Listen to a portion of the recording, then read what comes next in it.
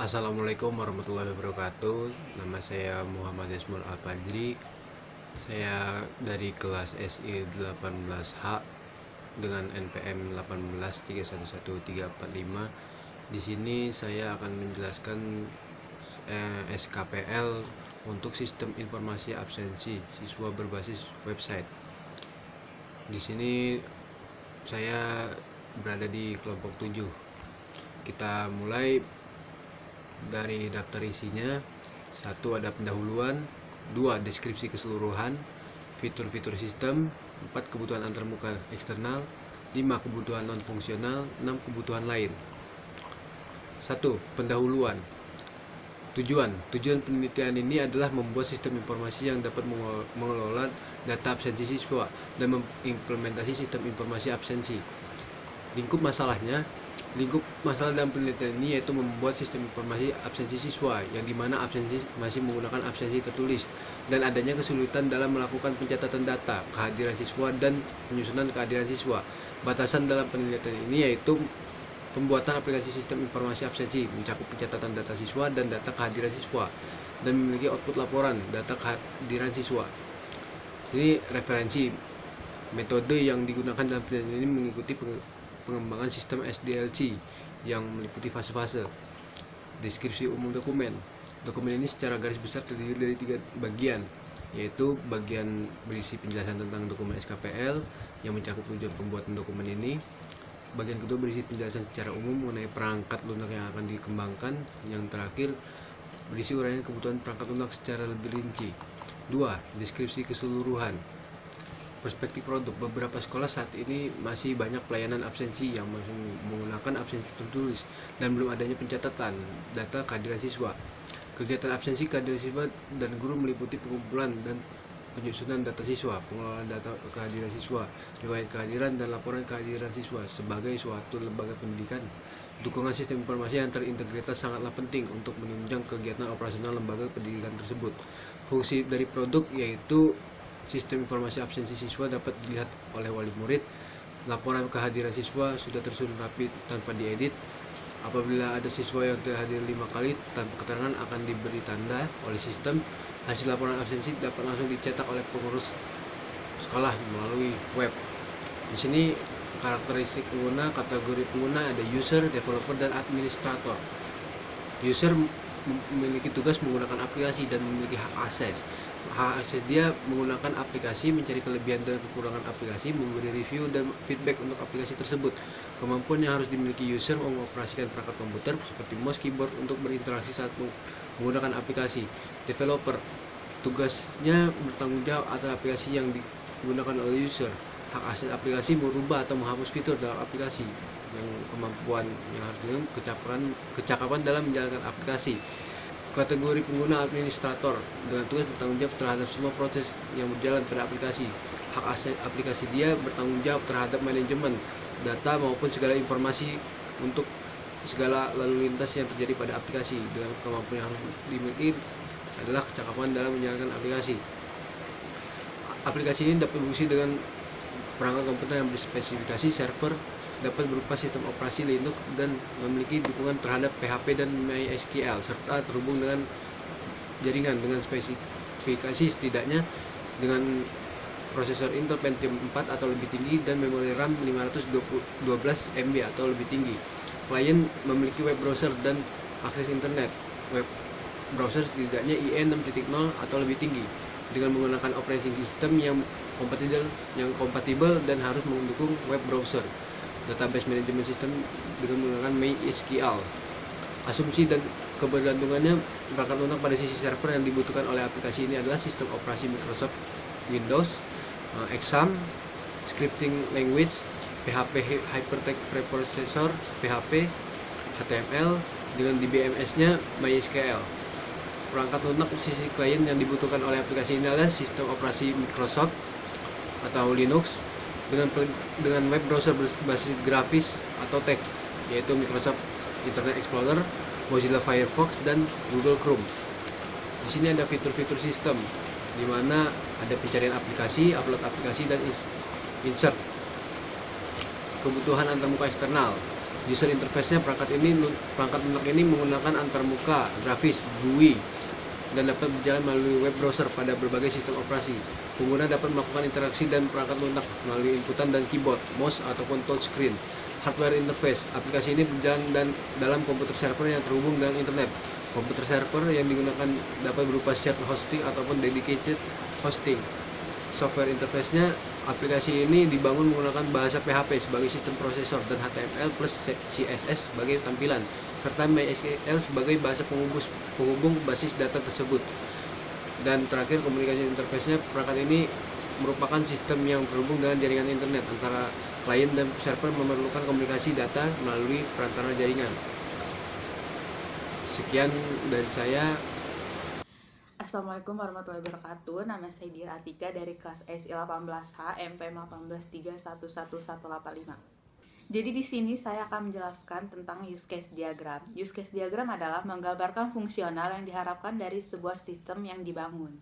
Jadi yang pertama saya akan menjelaskan tentang rancangan use case yang telah saya buat. Di sini terdapat 4 aktor yang terdapat dalam sistem tersebut, yaitu admin, guru, wali kelas, dan kepala sekolah. Serta terdapat 10 use case yang dilakukan oleh aktor tersebut. Yang pertama, si aktor bisa login, membuka form absen, memasukkan kode absen, masukkan kode absen, masuk ke dalam kelas, verifikasi kode absen, menu absen, absen siswa, rekap absen guru, rekap absen siswa, serta si aktor bisa logout. Serta terdapat 4 include, yaitu bisa rekap absen guru dan rekap absen siswa. Jadi yang kedua, saya akan menjelaskan tentang activity diagram. Jadi activity diagram itu menggambarkan berbagai alur aktivitas dalam sistem yang sedang dirancang. Jadi di sini terdapat 4 aktor. Yang pertama admin, guru, kepala sekolah, dan wali kelas. Jadi yang pertama ada admin. Jadi admin bisa membuka halaman utama. Setelah itu si admin bisa melakukan login. Setelah login berhasil, maka si admin bisa membuka menu admin. Setelah itu bisa melakukan rekap absen siswa dan rekap absen guru. Jika si admin gagal untuk login, maka dia tidak bisa untuk membuka menu admin. Setelah itu ada guru. Jadi guru ini bisa membuka halaman absen guru. Setelah itu guru bisa memasukkan kode verifikasi absennya, lalu bisa mengabsen siswanya. Setelah itu ada kepala sekolah. Jadi kepala sekolah ini menerima hasil rekapan absen siswanya. Setelah itu ada wali kelas. Jadi wali kelas ini juga bisa menerima hasil absen siswa yang telah diabsen dalam website tersebut. Jadi di sini saya akan menjelaskan tentang sequence diagram. Sequence diagram itu menggambarkan interaksi antar objek di dalam dan di sekitar sistem berupa message yang digambarkan terhadap waktu. Sequence diagram terdiri antara dimensi vertikal yaitu waktu dan dimensi horizontal yaitu objek-objek yang terkait. Jadi di sini terdapat tampilan rancangan dari sequence diagram yang telah saya buat. Mungkin tidak kelihatan tapi di sini saya akan menjelaskannya. Yang pertama terdapat 3 boundary lifeline, 1 lifeline, dan 1 entity lifeline yang saling berinteraksi. Serta terdapat 4 aktor yang melakukan kegiatan di dalam sistem tersebut. Serta terdapat 14 message spesifikasi dari komunikasi antar objek yang membuat informasi aktivitas yang terjadi. Sekian penjelasan dari saya. Part selanjutnya akan dijelaskan oleh teman saya. Assalamualaikum warahmatullahi wabarakatuh. Nama saya Kesti Brisa. Saya dari kelas SI 18H, NPM 183111193, dan saya dari kelompok 7. Di sini saya akan menjelaskan tentang diagram konteks. Diagram konteks adalah suatu diagram yang menggambarkan suatu arus data sistem untuk memahami suatu sistem yang menggambarkan secara keseluruhan. Jadi di sini saya akan menjelaskan tentang diagram konteks yang setelah saya buat. Di sini ada contohnya, mungkin di kamera tidak terlihat. Jadi di sini ada objeknya, yaitu objeknya ada guru. Terus di sini guru dapat melihat daftar kehadiran siswa. Lalu guru pun bisa merekap absensi siswa itu per semester. Kemudian ada kehadiran per semester di setiap kurikulum. Lalu mereka bisa membuat laporan absensi tersebut. Setelah selesai membuat laporan, si guru pun bisa memberikannya ke wali kelasnya. Lalu di sini saya akan menjelaskan terlebih dahulu tentang data flow diagram. Jadi data flow diagram atau diagram aliran data merupakan penjabaran sistem dari diagram konteks.